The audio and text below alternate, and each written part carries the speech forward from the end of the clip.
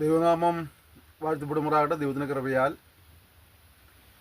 ദൈവശാസ്ത്രം എന്ന വിഷയത്തിൻ്റെ 4ാമത്തെ സെക്ഷനിൽ പ്രവേശിപ്പാൻ ദൈവം നമ്മെ സഹായിച്ചു. ഓർത്ത് ഞാൻ ദൈവത്തെ സ്തുതിക്കുന്നു, സ്തോത്രം ചെയ്യുന്നു.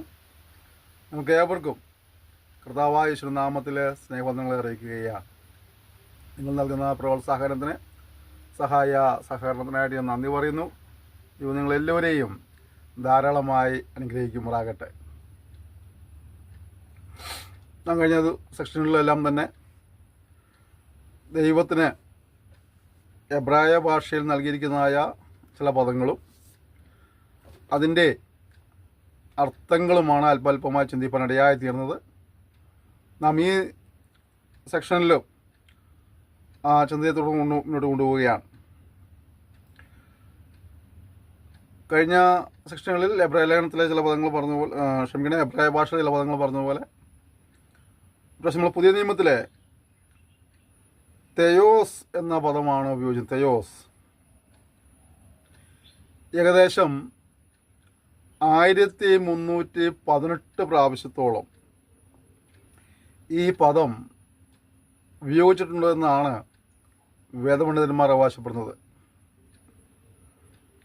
അപ്പോസ്തലപ്രവൃത്തി 28:8 ദേവൻ എന്നും 1 കൊരിന്ത്യർ 8:4 ഏകദൈവമല്ലാതെ ദൈവമില്ല എന്നും, അതുപോലെ മത്തായി 6:24, ലൂക്കോസ് 20:38, യോഹന്നാൻ 3:2, അപ്പോസ്തലപ്രവൃത്തി 5:29, റോമർ 1:15-5, മർക്കോസ് 2:7, ലൂക്കോസ് 1:26, 3:2, യോഹന്നാൻ 1:2-6, റോമർ 1:17, ഗലാത്യർ 2:6 ഈ വാക്യങ്ങളിലൊക്കെ തന്നെ ഈ പദം തെയോസ് എന്ന പദം ഉപയോഗിച്ചിട്ടുണ്ട് എന്നാണ് വേദപണ്ഡിതർ അവകാശപ്പെടുന്നത്.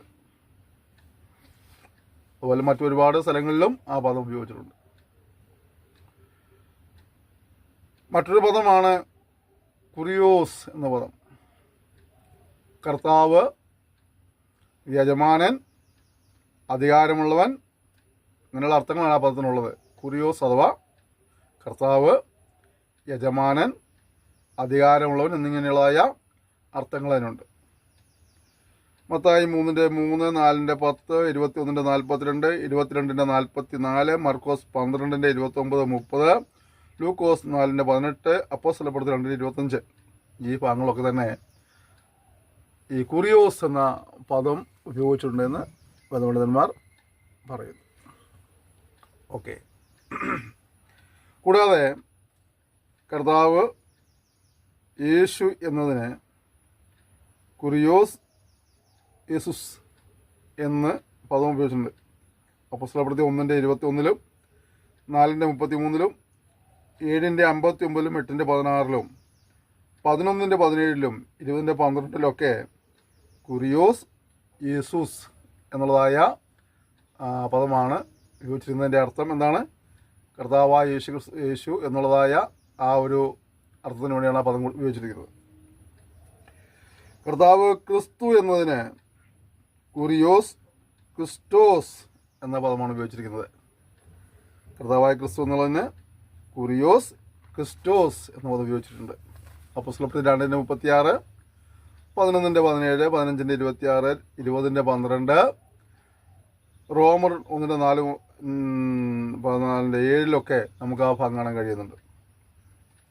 പഴയ നിയമത്തിലെ വിശേഷണമായ സർവശക്തൻ എന്ന പദം പുതിയ നിയമത്തിൽ നമുക്ക് കാണാൻ കഴിയുന്നുണ്ട്. വെളിപ്പാട് 1:8, 2 കൊരിന്ത്യർ 6:18, വെളിപ്പാട് 4:8, വെളിപ്പാട് 11:17, 15:3 ഈ ഭാഗങ്ങളൊക്കെ തന്നെ നമുക്ക് ഈ പുതിയ നിയമത്തിലും ദൈവം സർവശക്തനാണ്, കർത്താവ് സർവശക്തനാണെന്നുള്ളതായ ആ പദം നമുക്ക് കാണാൻ കഴിയുന്നുണ്ട്. നമുക്ക് ദൈവത്തിൻ്റെ ചില സ്വഭാവ വിശേഷണങ്ങൾ നമുക്കൊന്ന് ചിന്തിക്കാൻ നന്നായിരിക്കും കരുതുകയാണ്. ലൂക്കോസ് 1:48 പറയുന്നത് പരിശുദ്ധനായ ദൈവമെന്നാണ്. യോഹന്നാൻ 17:11, വെളിപ്പാട് 4:8 നമുക്ക് ആ പദം കാണാൻ കഴിയുന്നുണ്ട്, പരിശുദ്ധനായ ദൈവം. അപ്പോൾ നാം ദൈവത്തെ മനസ്സിലാക്കുക എന്നുള്ളത് നമ്മെ മനസ്സിലാക്കുവാനും കൂടെ അതൊരു മുഖാന്തരമാണ് അല്ലേ. നമ്മൾ ഓരോ സ്ഥലങ്ങളിലേക്ക് പോകുമ്പോഴേ നമ്മൾ ആ പോകുന്ന സ്ഥലത്തെക്കുറിച്ച്, നമ്മളവിടെ കണ്ടുമുട്ടുന്ന വ്യക്തികളെക്കുറിച്ചൊക്കെ നമുക്കൊരു ധാരണയുണ്ടാവും. പ്രത്യേകിച്ചും ഏതെങ്കിലും അധികാരികളുടെ ഓഫീസിലേക്ക് പോവുകയാണെങ്കിൽ നമ്മൾ വളരെ ചിട്ടയോട് കൃത്യനിഷ്ഠയോടൊക്കെ ആയിരിക്കും അങ്ങോട്ട് കടന്നു പോവുക. അവരോട് സംസാരിക്കുമ്പോൾ നമുക്കൊരു ഭവ്യതയൊക്കെ ഉണ്ടാവും. അപ്പോൾ നാം ദൈവത്തെ മനസ്സിലാക്കുക എന്ന് പറയുമ്പോൾ ദൈവത്തെ നമുക്ക് എത്രമാത്രം ഉൾക്കൊള്ളുവാൻ കഴിയുന്നു അത്രമാത്രം നമുക്ക് ദൈവത്തോട് ഭയവും ഭക്തിയും ബഹുമാനവും ഉണ്ടാകുമെന്നുള്ളതാണ്. അത് നമുക്ക് വേണ്ടി എന്തെല്ലാം ചെയ്യുന്നു മനസ്സിലാക്കുമ്പോൾ നമുക്ക് അവനുള്ള നന്ദിയും സ്നേഹവും വർദ്ധിപ്പാനിടയായിത്തീരുമെന്നുള്ളതാണ്. അപ്പോൾ ദൈവത്തെ മനസ്സിലാക്കുക എന്നുള്ളത് ഒരു നല്ല കാര്യമാണ്. ദൈവം പരിശുദ്ധൻ ആയതുകൊണ്ട് നാം നമ്മെ തന്നെ കാണണം. പരിശുദ്ധനായ ദൈവത്തിൻ്റെ അടുക്കിലേക്ക് നമുക്ക് വരുവാൻ യാതൊരു യോഗ്യതയും ഇല്ലായിരുന്നു. എൻ്റെ ഏതെങ്കിലും നല്ല പ്രവൃത്തി കൊണ്ട്, എൻ്റെ ഏതെങ്കിലും പുണ്യകർമ്മം കൊണ്ട് എനിക്ക് ദൈവവുമായിട്ട് ഒരു ബന്ധം ലഭിച്ചു എന്ന് ആർക്കും പറയാൻ കഴിയില്ല. കാരണം എന്താണ്? നമ്മുടെ എല്ലാ നീതിപ്രവർത്തികളും ദൈവം നോക്കുമ്പോൾ ദൈവത്തിന് മുമ്പിൽ കര പുരണ്ട തുണി പോലെയാണ്. ശരിയായ ട്രാൻസ്ലേഷൻ എങ്ങനെയാണെന്ന് പറയുന്നത് പണ്ഡിതന്മാർ, രക്തക്കറ പുരണ്ട തുണി പോലെ എന്നാണ്. അപ്പോൾ നമ്മെ സംബന്ധിച്ചിടത്തോളം നാം ദൈവത്തിന് വചനം പഠിക്കുമ്പോൾ, ദൈവത്തെ മനസ്സിലാക്കുമ്പോൾ നമ്മെ തന്നെ കാണുവാനും നമ്മുടെ കുറവുകളെ മനസ്സിലാക്കുവാനും അതിനെ തിരുത്തുവാനൊക്കെ ഉള്ളതായ ഒരു അവസരമായിട്ട് നമുക്ക് പഠനം ഉപയോഗിക്കാൻ കർത്താവ് സഹായിക്കുന്നുണ്ടാകട്ടെ. പരിശുദ്ധനായ ദൈവം, അതുപോലെ തന്നെ മത്തായി 6:33 പറഞ്ഞത് നീതിമാനായ ദൈവമാണ്. അവൻ നീതിയെ ഇഷ്ടപ്പെടുന്ന ദൈവമാണ്. അവൻ നീതിയോടെ ന്യായം വിധിക്കുന്ന ദൈവമാണ്. അവൻ നീതിയുള്ള ദൈവമാണ്. നമ്മൾ യെശയ്യാപ്രവചനം വായിക്കുമ്പോൾ 32-ാം അധ്യായത്തിൽ നമ്മളിങ്ങനെ കാണുന്നുണ്ട്, നീതിയോടൊരു രാജാവ് വാഴും. അപ്പോൾ ദൈവത്തെ സംബന്ധിച്ചിടത്തോളം നീതിപൂർവമായി കാര്യങ്ങൾ കൊണ്ടുപോകാൻ ആഗ്രഹിക്കുന്ന, അതുപോലെ കാര്യം ചെയ്യുന്നതായ ദൈവമാണ്. ഒപ്പം തന്നെ അനുഗമിക്കുന്നവരും നീതിയെ ഇഷ്ടപ്പെടുന്നവരും നീതി പ്രവർത്തിക്കുന്നവരും അനീതിയെ വിട്ട് അകലുന്നവരുമായിട്ടുള്ളതായ ഒരു നിർദ്ദേശവും ദൈവം നമുക്ക് തരുന്നുണ്ട്. അപ്പോൾ പരിശുദ്ധനായ ദൈവത്തോട് അടുക്കാനുള്ളതായ നിലകളിൽ ഒരു ശുദ്ധീകരണവും നീതിമാനായ ദൈവത്തോട് അടുക്കേണ്ടതിനായിട്ട് അനീതി വിട്ടൊഴിയാനുള്ള ഒരു അനുഭവമൊക്കെ നമുക്ക് ഉണ്ടാകുന്നത് അത്യന്താപേക്ഷിതമാണ്. മാത്രമല്ല നമ്മുടെ ദൈവം ആരാന്നറിയാമോ? കരുണയും സ്നേഹവും നിറഞ്ഞവനാണ്. അവൻ്റെ കാരണം കൊണ്ടാണ് നമുക്കിന്ന് ദൈവത്തിൻ്റെ സ്ഥലം ആയിരിപ്പം കഴിഞ്ഞത് അല്ലേ. ആകാശം ഭൂമിക്ക് മീതെ ഉയർന്നിരിക്കുന്നത് പോലെ യഹോവയ്ക്ക് തന്നെ ഭക്തന്മാരോട് കരുണ തോന്നുന്ന പറഞ്ഞത്. അപ്പോൾ അവൻ്റെ കരുണയുടെ അളവ് അത് എത്രമാത്രം നമുക്ക് പറയാൻ കഴിയില്ല. അത്രത്തോളം കരുണ ലഭിച്ചതിൻ്റെ പേരിൽ നമ്മളിവിടെ ആയിരിക്കുന്നത്. അതുപോലെ തന്നെയുള്ളതായ മറ്റൊരു ഗുണവിശേഷമാണ് സ്നേഹം എന്നുള്ളതും. ദൈവത്തിൻ്റെ സ്നേഹമുണ്ട്. ദൈവത്തിൻ്റെ സ്നേഹം ഇങ്ങനെ നമ്മളോട് പ്രകടമാക്കിയത് അതിലും തൻ്റെ ഏകജാതനായ പുത്രനിൽ വിശ്വസിക്കുന്ന ഏവനും നശിച്ചു പോകാതെ നിത്യജീവൻ പ്രാപിക്കണതിന് ദൈവം അവനെ നൽകുവാൻ തക്കവണ്ണം ലോകത്തെ സ്നേഹിച്ചു. അപ്പോൾ ദൈവം മനുഷ്യനെ സ്നേഹിച്ചു എന്നുള്ളതിൻ്റെ ഏറ്റവും വലിയ ഉദാഹരണമാണ് കർത്താവായ യേശുക്രിസ്തുവിനെ ഭൂമിയിലേക്ക് അയപ്പാൻ ഇടയായിത്തീർന്നത്. റോമലേഖനം 5-ാം അധ്യായം 8-ാം വാക്യം വായിക്കുമ്പോൾ ഇങ്ങനെ കാണുന്നുണ്ട്, ക്രിസ്തുവോ നാം പാപികളായിരിക്കുമ്പോൾ തന്നെ നമുക്ക് വേണ്ടി മരിക്കിയാൽ നമ്മോടുള്ള സ്നേഹത്തെ പ്രദർശിപ്പിക്കുന്നു. എന്താണ്? നാം നല്ലവരായിരിക്കുമ്പോഴല്ല ദൈവം സ്നേഹം പ്രകടിപ്പിച്ചു. പിന്നെയാണ് ക്രിസ്തുവോ നാം പാപികളായിരിക്കുമ്പോൾ തന്നെ നമുക്ക് വേണ്ടി മരിക്കിയാൽ നമ്മളുള്ള സ്നേഹത്തെ പ്രദർശിപ്പിക്കുന്നു. അപ്പോൾ കാൽവരി ക്രൂശ് എന്നുള്ളത് ദൈവം മനുഷ്യനോട് കാണിച്ച സ്നേഹത്തിൻ്റെ പ്രദർശനമായിരുന്നു. യേശുവിൻ്റെ മരണത്തെക്കുറിച്ച് മനുഷ്യർ നിജസ്ഥിതി അറിയാത്ത മനുഷ്യർ പല നിലകളിൽ വ്യാഖ്യാനിക്കുമ്പോൾ അവിടെ ദൈവത്തിൻ്റെ കാര്യപരിപാടിയുടെ ഒരു ഭാഗമാണത്. എന്താണ്? മനുഷ്യനെ സ്നേഹിക്കുന്നതിൻ്റെ തെളിവ് വെളിപ്പെട്ട ഇടമാണ് കാൽവരി എന്നുള്ളത്. പ്രിയപ്പെട്ടവരെ, അവൻ അത്രമാത്രം സ്നേഹിപ്പാനിടയായിത്തീർന്നു.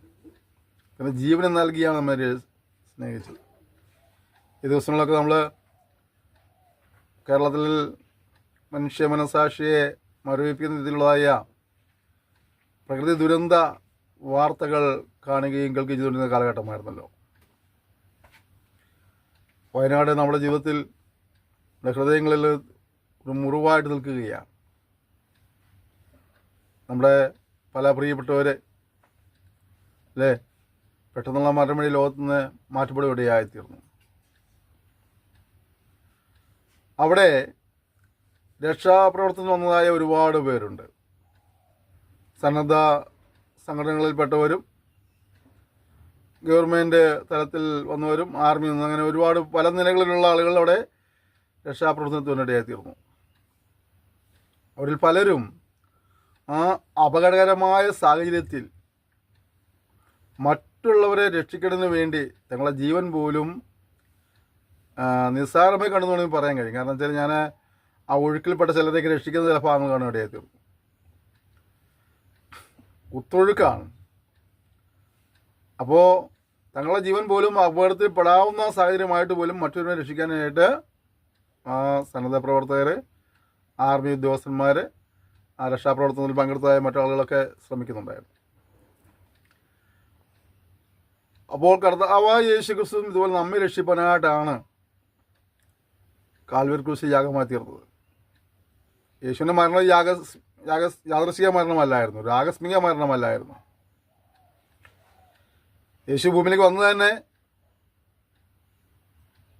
പാപികളെ രക്ഷിപ്പാൻ വേണ്ടിയാ. ക്രിസ്തു യേശു പാപികളെ രക്ഷിപ്പാൻ ലോകത്തിൽ വന്നു എന്നാണ് പറയുന്നത്. വചനം പറഞ്ഞങ്ങനെ ഈ വചനം വിശ്വാസയോഗ്യമെന്നാണ് പറയുന്നത്. അപ്പോൾ പാപികളെ രക്ഷിപ്പാൻ വേണ്ടി കർത്താവ് വരിക. വന്നപ്പോൾ തനിക്കറിയാം ഇവിടെ എന്താ സംഭവിക്കാൻ പോകുന്നതെന്നുള്ളത്.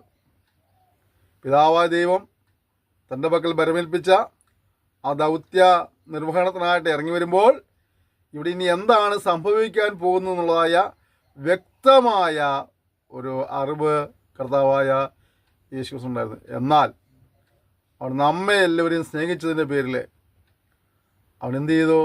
ആ ക്രൂശ് മരണം സന്തോഷത്തോടെ സ്വീകരിപ്പാനിടയായിത്തീർന്നു. ക്രൂശിൽ നരവിളത്തോടുള്ള ദൈവത്തിന് സ്നേഹം പ്രകടമാക്കുകയായിരുന്നു.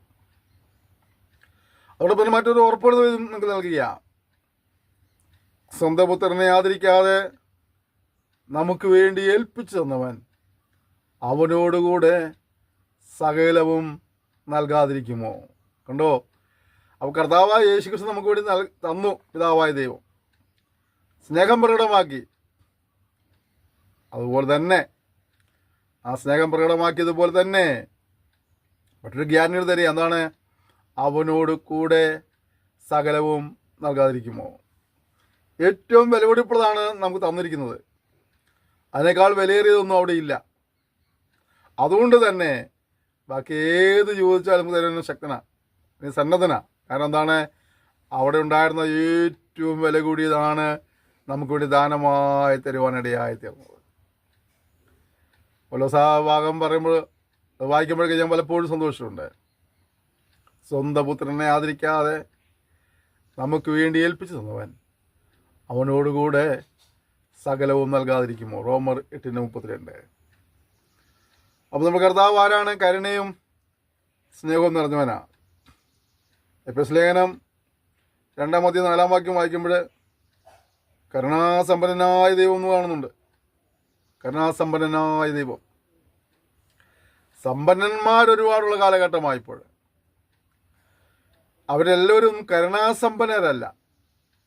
നമ്മൾ ചിലപ്പോൾ പറയാറില്ലേ, ഇട്ടുമൂടാൻ മണമുള്ള മനുഷ്യനാണ്, പക്ഷേ ഒരു ഗ്ലാസ് പച്ചവെള്ളം പോലും ആർക്കും കൊടുക്കുന്ന ചിലരെ കുറിച്ച് പറയാറില്ലേ. അതേസമയം ചിലർ അവർക്ക് കൈ പിടിക്കാൻ നിവൃത്തിയില്ലെങ്കിലും അതിൽ നിന്ന് രോഗി ആർക്കെങ്കിലും കൊടുക്കുവാൻ മനസ്സുള്ള ആളുകളുമുണ്ട്. അപ്പോൾ ദൈവം കരുണാസമ്പന്നനാണ്. അവൻ്റെ കരുണയുടെ പ്രതിഫലനമാണ് നമുക്കൊക്കെ ദൈവമക്കളെ തിരുവാൻ ഭാഗ്യം ലഭിച്ചത്. അതിന് അങ്ങനെ കാണുന്നുണ്ട്, കൃപയാലല്ലോ നിങ്ങൾ വിശ്വാസം മൂലം രക്ഷിക്കപ്പെട്ടിരിക്കുന്നത്, ആരും പ്രശംസിക്കാതിരിക്കണതിന് പ്രവൃത്തികളും കാരണമല്ല. കരുണാസമ്പന്നനായ ദൈവം നമ്മുടെ കരുണ കാണിച്ചതിനാൽ ഞാൻ ദൈവത്തെ സ്തുതിക്കുക. എന്നിട്ട് എഫെസ്യർ 2:6 പറയാം, തൻ്റെ കൃപയുടെ അത്യന്തധനം. കരുണാസമ്പന്നനായ ദൈവം വീണ്ടും തൻ്റെ കൃപയെക്കുറിച്ച് പറയുന്നതാണ്, തൻ്റെ കൃപയുടെ അത്യന്തധനം. അതിനൊരു അളവ് വെച്ചിട്ടില്ല. ദൈവത്തിൻ്റെ കാര്യങ്ങളെക്കുറിച്ച് പറയുമ്പോൾ ഒരാളെന്ന് തീട്ടപ്പെടുത്താൻ കഴിയാത്ത നിലയിൽ അത്രമാത്രം ശ്രേഷ്ഠവും ഉന്നതവുമായ കാര്യങ്ങളാണ് ദൈവം നമുക്ക് ചെയ്തിരിക്കുന്നത്. നമ്മുടെ മേൽ പകർന്നിരിക്കുന്നത് ദൈവാത്മാ ശക്തിയെക്കുറിച്ച് പറഞ്ഞത് ഈ അത്യന്ത ശക്തി എന്നാണ്. നമുക്കറിയാം, ഇവിടുത്തെ പല യന്ത്രങ്ങൾക്കും ഇത്ര കുതിരശക്തി എന്ന് പറയും അല്ലേ. ഓരോ യന്ത്രങ്ങൾക്കും അതിന് പ്രവർത്തന ശക്തിക്ക് അനുസരിച്ച് അതിന് ശക്തി കണക്കാക്കിയിട്ടുണ്ട്. ഒരു ചെറിയ സ്കൂട്ടറാണെങ്കിൽ 60 cc, 80 cc, 100 cc, 110 cc, 120 cc അങ്ങനെ മുന്നോട്ട് പോയിക്കൊണ്ടിരിക്കുക, വലുത് കൂടിക്കൊണ്ടിരിക്കുക. കാറൊക്കെ ആണെങ്കിലും 600, 640 നാനോ എന്ന് പറഞ്ഞ കാറിന് ഏകദേശം 650 cc കണ്ട. 800 ഏകദേശം 800 cc അല്ലേ. പിന്നെ അവിടെ നിന്ന് 1000 cc അങ്ങനെ പിന്നെ മുന്നോട്ട് പോയിക്കൊണ്ടിരിക്കുകയാണ്. അപ്പോൾ ഇവിടെ പ്രവർത്തിക്കുന്ന ഓരോ യന്ത്രങ്ങൾക്കും അതിൻ്റെ പവറിനെ കുറിച്ച് ഒരു അളവുണ്ട്.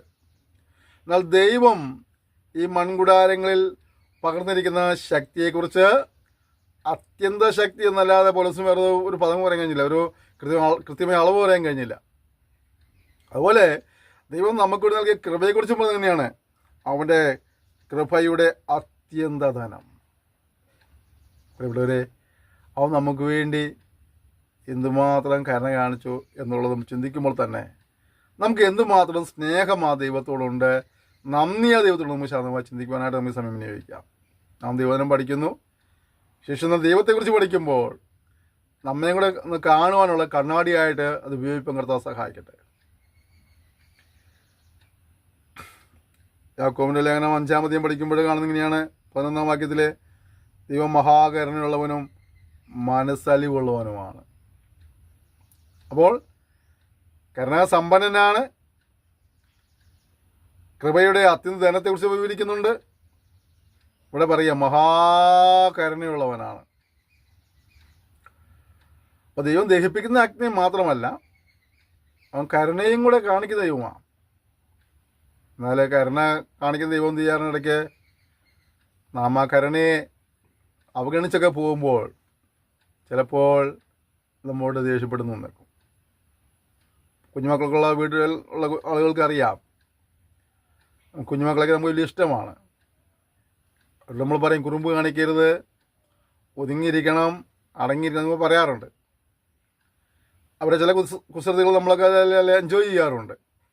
എന്നാൽ ആ കുസൃതികൾക്ക് ഒരു പരിധി വിടുമ്പോൾ ചിലപ്പോൾ നമ്മൾ എന്ത് ചെയ്യാറുണ്ട്, ചിലപ്പോൾ തല്ലുകയോ വഴക്ക് പറയുകയോ ചെയ്യും.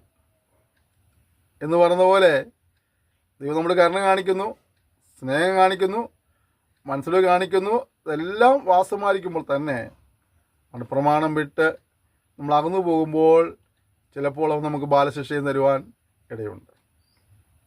അപ്പോൾ ദൈവം മഹാകരുണയുള്ളവനാണ്, മനസ്സുള്ളവനാണ്, മനസ്സലിവുള്ള കർത്താവ്.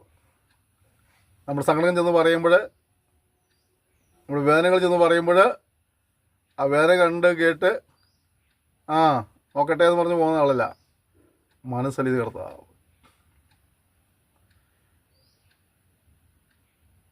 ലാസറിൻ്റെ കല്ലറയ്ക്ക് കടന്നു വരുമ്പോൾ അവിടെ കൂടിയിരുന്നവരെല്ലാം കരയുന്നു കണ്ടപ്പോൾ യേശു കണ്ണുനീർ വാർത്തു നമുക്ക് വായിക്കുന്നുണ്ട്. കരയുന്നതിനോട് കൂടെ കരയുന്ന ഒരു കർത്താവ് നമുക്ക് അവിടെ കാണാൻ കഴിയുന്നുണ്ട്. എൻ്റെ പ്രിയപ്പെട്ടവരെ, അവൻ കഠിന ഹൃദയനൊന്നുമല്ല. ചിലപ്പോൾ നമ്മൾ ചോദിക്കാറില്ലേ, കർത്താവേ ഞാൻ അത്രമാത്രം കഷ്ടപ്പെടുന്നത് കാണുന്നില്ലേ, കേൾക്കുന്നില്ലേ, ഞാൻ പ്രാർത്ഥിച്ചിട്ട് മറുപടി തരാത്ത, അല്ലേ, ഉപവസിച്ചിരുന്ന് പ്രവർത്തിക്കാത്ത, നമ്മളങ്ങനെ പല കംപ്ലയിൻസും ചിലപ്പോൾ ദൈവത്തെക്കുറിച്ച് പറയാറുണ്ട്. അല്ല, ഓർക്കേണ്ട കാര്യം, ദൈവം നമ്മുടെ കണ്ണുനീര് കാണുകയും നമ്മുടെ വേദനകൾ മനസ്സിലാക്കുകയും ചെയ്യുന്ന ദൈവമാണ്.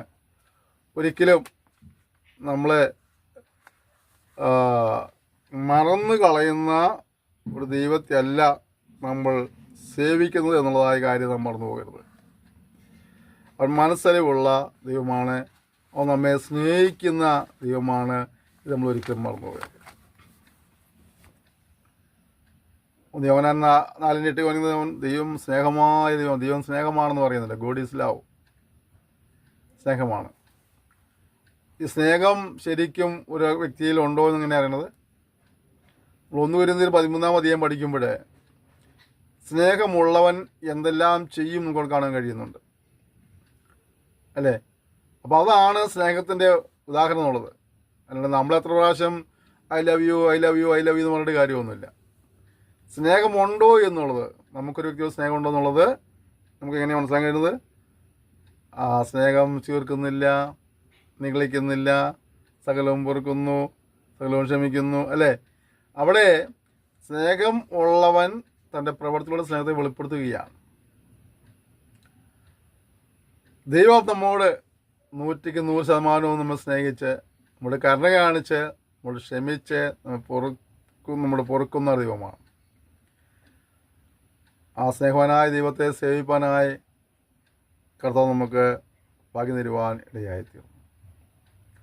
അവൻ്റെ സ്നേഹം രുചിച്ചറിയുമ്പോൾ ആ സ്നേഹത്തിന് അനുസൃതമായി അവനെയും സ്നേഹിപ്പാനായിട്ട് നമുക്കതിനെ ദൈവത്തിൽ സ്നേഹിക്കാൻ കഴിയുന്നത് എങ്ങനെയാണ്? കർത്താവ് എന്നെ പറയുന്നുണ്ട്, എന്നെ സ്നേഹിക്കുന്നു എന്ന് പറയുന്നത് എന്തായിരിക്കണം? എൻ്റെ പ്രമാണങ്ങൾ ലഭിച്ച് അതനുസരിക്കുന്നവനാണ് എന്നെ സ്നേഹിക്കുന്നവൻ. ദൈവകൽപ്പന മനസ്സിലാക്കി അത് എത്രമാത്രം നമുക്ക് അനുസരിക്കാൻ കഴിയുന്നോ അത്രമാത്രം നമുക്ക് ദൈവത്തിൽ സ്നേഹമുണ്ടെന്ന് അർത്ഥം. അപ്പോൾ നാം എത്രമാത്രം ദൈവത്തെ അനുസരിക്കാതെ പോകുന്നുവോ അത്രമാത്രം നമുക്ക് ദൈവത്തോട് എന്തില്ല? സ്നേഹമില്ലെന്ന് തെളിയിക്കുകയാണ്. അതുകൊണ്ട് വചനം പറയുന്നില്ലേ, കർത്താവിനെ സ്നേഹിക്കാത്തവൻ ശപിക്കപ്പെട്ടവൻ. എല്ലാവരും ദൈവത്തിൻ്റെ അനുഗ്രഹങ്ങൾ പ്രാപിപ്പാൻ ആഗ്രഹിക്കുന്നവരാണ്. എല്ലാവരും ദൈവിക നന്മകൾ പ്രാപിപ്പാൻ ആഗ്രഹിക്കുന്നവരാണ്. വചനം വ്യക്തമായി പറയുന്നാൽ കർത്താവിനെ സ്നേഹിക്കാത്തവൻ ശപിക്കപ്പെട്ടവൻ എന്ന് പറയുന്നത് എന്താ അർത്ഥം? അവനെ അനുസരിക്കാത്തവൻ ശപിക്കപ്പെട്ടവൻ എന്നാണ്. അതുകൊണ്ട് അവൻ നമ്മെ സ്നേഹിക്കുന്നതോടൊപ്പം തന്നെ നമുക്ക് അവനെയും സ്നേഹിപ്പാനുള്ളതായ ഒരു ഒരുക്കം നമുക്ക് അത്യന്താപേക്ഷിതമാണ്. 1 കൊരിന്ത്യർ 1:9 വായിക്കുമ്പോൾ വിശ്വസ്തനായ ദൈവം എന്ന് കാണാൻ കഴിയുന്നുണ്ട്.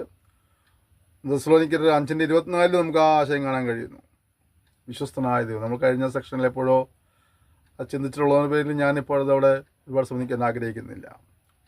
1 തിമോത്തിയോസ് 1:1, 2:3, 4, 10 രക്ഷകനായ ദൈവം എന്ന് കാണാൻ കഴിയുന്നുണ്ട്. നമ്മൾ കഴിഞ്ഞ സെക്ഷനിൽ അവിടെയും കുറച്ച് ചിന്തിച്ചതിൻ്റെ വിജനാഭാഗത്ത് വിടാൻ ആഗ്രഹിക്കുക. മാത്രമല്ല ദൈവം ഏകദൈവമാണ്.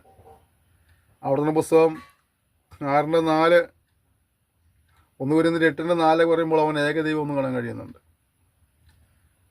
ചിലരൊക്കെ ക്രിസ്ത്യാനികളെ ബഹുദൈവ വിശ്വാസം എന്ന് പറയാറുണ്ട്. പക്ഷെ നമ്മൾ ബഹുദൈവ വിശ്വാസികളല്ല, നമ്മൾ ഏകദൈവ വിശ്വാസികളാണ്. എന്തുകൊണ്ടാണ് അവരിങ്ങനെ ചിന്തിക്കുന്നത് ചോദിച്ചാൽ, ഈ ത്രിത്വം എന്ന സത്യം അത് മനുഷ്യൻ്റെ ബുദ്ധിക്ക് ഉൾക്കൊള്ളാൻ കഴിവ് വരുമ്പോഴാണ് ഈ പ്രശ്നം ഉണ്ടാകുന്നത്. ഒറ്റവാക്കിൽ പറഞ്ഞാൽ സാരാംശത്തിൽ ഏകത്വവും ആളത്വത്തിൽ ബഹുത്വമുള്ളതായ ഒരു ദൈവിക പ്രവണത. എന്താണ്? ദൈവം എന്ന സാരാംശത്തിൽ ഏകദൈവമേ ഉള്ളൂ. അതേസമയം ആളത്വങ്ങൾ വെളിപ്പെട്ടപ്പോൾ പിതാവായ ദൈവം അല്ലെങ്കിൽ യഹോവയായ ദൈവം, കർത്താവായ യേശു പുത്രനായ ദൈവം, പരിശുദ്ധാത്മാവായ ദൈവം, അങ്ങനെ 3 ആളത്വങ്ങളിൽ വെളിപ്പെടുകയും സാരാംശത്തിൽ ഏകത്വമുള്ളതുമായ ത്രിയേക ദൈവമെന്ന് വിശേഷിപ്പിക്കുന്ന രീതി നമ്മൾ സേവിക്കുന്നത്. അപ്പോൾ പലപ്പോഴും ത്രിയേക ദൈവം എന്ന് വേദപുസ്തകത്തിൽ പറഞ്ഞിട്ടുണ്ടോ? ഇല്ല, അങ്ങനെ ഒരു പദം കൊടുത്തിട്ടില്ല, ത്രിയേക ദൈവം ഒന്നും കൊടുത്തിട്ടില്ല. പക്ഷെ ത്രിത്വം വെളിപ്പെട്ടതായ ഒരുപാട് സന്ദർഭങ്ങൾ നമുക്ക് ഒരു പക്ഷേ കർത്താവ് അവസരം തരുന്ന നമുക്ക് ആ വിഷയം കുറച്ചും കൂടെ നമ്മൾ ചിന്തിക്കുന്നതായിരിക്കും. നമ്മളിപ്പോൾ ഇവിടെ ഞങ്ങൾ പറഞ്ഞ് അവസാനിപ്പിക്കുക. നമ്മുടെ ദൈവം ഏകദൈവമാണ്. ആവർത്തനം 6:4 1 കൊരിന്ത്യർ 8:4 കാണുന്നു ദൈവം ഏകദൈവം ഏകനാണ്. യോഹന്നാന്റെ സുവിശേഷം നമ്മൾ പഠിക്കുമ്പോൾ 4-ാം അധ്യായം പഠിക്കുമ്പോൾ കാണുന്ന 24-ാം വാക്യത്തിൽ ദൈവം ആത്മാവാകുന്നത് കാണാൻ കഴിയുന്നുണ്ട്. അപ്പോൾ നമ്മൾ ഈ സെക്ഷനിൽ പഠിച്ച ചില കാര്യങ്ങളൊന്ന് ഓർമ്മിക്കാൻ പെട്ടെന്ന് പ്രാർത്ഥിച്ച അവസാനം വേണ്ടി ആഗ്രഹിക്കുകയാണ്. നമ്മുടെ ദൈവം ആരാണ്? നീതിമാനായ ദൈവമാണ്. അവൻ പരിശുദ്ധനായ ദൈവമാണ്. കരുണയും സ്നേഹവും നിറഞ്ഞ ദൈവമാണ്. കരുണാസമ്പന്നനാണ് അവൻ. അവൻ്റെ കരുണയുടെ കൃപയുടെ അത്യന്തനം എന്ന് വിശേഷിപ്പിക്കുന്നത് അത്രമാത്രം പെരുപ്പമുള്ളതാണ് അവൻ്റെ കൃപ. മഹാകരുണയുള്ളവനാണ്, മനസ്സലിവുള്ളവനാണ്, സ്നേഹമാണ്, വിശ്വസ്തനായ ദൈവമാണ്, അത് നമ്മുടെ രക്ഷകനാണ്. അതുകൊണ്ട് തന്നെ ഈ ദൈവത്തെ സേവിപ്പാൻ ഭാഗ്യം ലഭിച്ച നമ്മൾ നന്ദിയുള്ളവരായിട്ട് തുടരുവാൻ കർത്താവ് സഹായിക്കട്ടെ. അവൻ നമ്മെ സ്നേഹിച്ചു, നമ്മുടെ കരുണ കാണിച്ചു, നമ്മെ പരിപാലിക്കുന്നു. ആ ദൈവത്തിലുള്ള ബന്ധത്തിൽ നമുക്ക് അവനെ അനുസരിച്ചും അവനെ ഭയപ്പെട്ട് ജീവിച്ചും അവൻ്റെ സാക്ഷ്യം മികച്ചുകൊണ്ട് പോകാനായി കർത്താവ് നമ്മെ സഹായിക്കുന്നുണ്ടാകട്ടെ. നമ്മെ സമർപ്പിച്ച് നമുക്ക് ദൈവത്തിൽ ഒരു വാക്ക് പ്രാർത്ഥിക്കാം. സ്വർഗീയ പിതാവേ തന്ന സെക്ഷനായി സ്തോത്രം ചെയ്യുന്നു. ഞങ്ങൾ കാണിക്കുന്ന വിശ്വസ്തതയ്ക്കായി സ്തോത്രം. ഞങ്ങൾ കാണിക്കുന്ന മഹാകരുണയ്ക്കായി സ്തോത്രം ചെയ്യുന്നു. ഞങ്ങൾ സ്നേഹിക്കുന്ന വലിയ സ്നേഹത്തിനായി സ്തോത്രം ചെയ്യുന്നു. ഭാവി ഞങ്ങളൊന്നിനെ അനുസരണത്തിലൂടെ ഞങ്ങളുടെ സ്നേഹത്തെ പ്രകടമാക്കുവാൻ കൃപാൽകുമാറാണെന്ന് പ്രാർത്ഥിക്കുന്നു. ഈ പഠിതാക്കളെല്ലാം കർത്താവ് അനുഗ്രഹിക്കണമേ. ഈ ശുശ്രൂഷ കൊടുത്ത് പ്രാർത്ഥിക്കുന്നവരെയും ഈ സന്ദേശങ്ങൾ പങ്കുവയ്ക്കുന്നവരെയും ഇതിന് പിന്നിൽ പ്രവർത്തിക്കുന്നവരെല്ലാം ദൈവം അനുഗ്രഹിക്കുമാറാകണമേ എന്ന് പ്രാർത്ഥിക്കുന്നു. ഭാവേ നമ്മൾ സ്നേഹിപ്പാൻ ആരുമില്ല എന്നും സ്നേഹിക്കേണ്ടവർ സ്നേഹിക്കുന്നില്ല എന്നും കരുതേണ്ടവർ കരുതുന്നില്ല എന്ന് ചിന്തിക്കുന്ന ആരെങ്കിലുണ്ടെങ്കിൽ അങ്ങയുടെ സ്നേഹം രുചിച്ചറിയുവാനായിട്ട് അങ്ങയുടെ കരുതലും പരിപാലനം അനുഭവിച്ചറിയുവാനായി ഇവരെയും സഹായിക്കുമാറാകണമെന്ന് പ്രാർത്ഥിക്കുന്നു. മനസ്സിലുള്ള ദൈവമാകിയാൽ അനുഭവിക്കുന്ന വേദനകളും മേൽ പ്രശ്നങ്ങളും മേൽ പ്രതികൂലങ്ങളെല്ലാം കർത്താവിൻ്റെ അത്ഭുത പ്രവൃത്തി വെളിപ്പെട്ട് അവർക്ക് ആശ്വാസവും സമാധാനവും സന്തോഷവും രോഗസൗഖ്യവും പകരുമാറാണെന്ന് പ്രാർത്ഥിക്കുന്നു. സർവോപരി കർത്താവായ യേശു ക്രിസ്തുവിലുള്ള വിശ്വാസത്താൽ ജീവനെ പ്രായപ്പാൻ നീ ഇവരെ സഹായിക്കുമാറാകണമെന്ന് പ്രാർത്ഥിക്കുന്നു. കൃപയ്ക്കായ സ്തോത്രം യേശുവിന്റെ നാമത്തിൽ തന്നെ ആമേൻ. ക്ഷമയോടെ ഈ സന്ദേശം നിർവചനം നന്ദി പറയുന്നു. ദൈവം നിങ്ങളെല്ലാവരെയും ധാരാളമായി അനുഗ്രഹിക്കുമാറാകട്ടെ.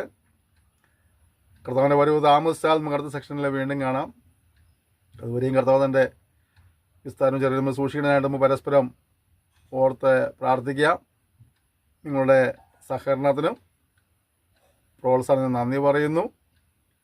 Thank you. May God bless you.